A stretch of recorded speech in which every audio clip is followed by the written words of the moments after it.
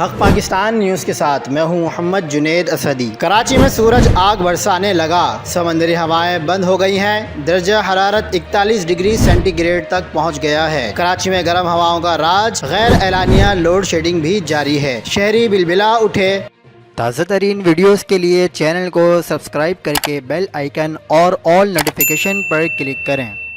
آپ کو بتاتے چلے کہ کراچی میں اتوار 15 مئی کو دوپہر کا درجہ حرارت 41 ڈگری سینٹی گریڈ تک پہنچ گیا ہے، جبکہ شہر قائد میں سمندری ہوائیں بند ہونے سے گرمی کی شدت میں مزید اضافہ ہو گیا ہے۔ شہر قائد کے مختلف علاقوں میں بجلی کی لوڈ شیڈنگ کا دورانیہ 12 سے 18 گھنٹے تک پہنچ چکا ہے۔ شدید گرمی میں شہریوں کا جینا محال ہو گیا ہے۔ کراچی کے شہریوں کو شدید گرمی میں مزید اذیت میں مبتلا کر دیا گیا ہے کہ الیکٹرک نے بجلی کے شارٹ فال کو پورا کرنے کے لیے شہریوں کو کہیں کا نہیں چھوڑا۔ شہر کے مختلف علاقوں میں بجلی کا آنا جانا مسلسل جاری ہے۔ عوام الناس کا کہنا ہے کہ بجلی آدھے گھنٹے آتی ہے اور 4 گھنٹے کے لیے پھر غائب ہو جاتی ہے۔ لوڈ شیڈنگ کے باعث لاکھوں طلبہ و طالبات کو امتحانات کی تیاریوں میں شدید پریشانی کا سامنا کرنا پڑ رہا ہے۔ اس کے علاوہ کراچی سمیت سندھ کے دیگر اضلاع میں بھی بدترین لوڈ شیڈنگ کا سلسلہ بدستور جاری ہے۔ مزید خبروں کے لیے دیکھتے رہیے حق پاکستان نیوز۔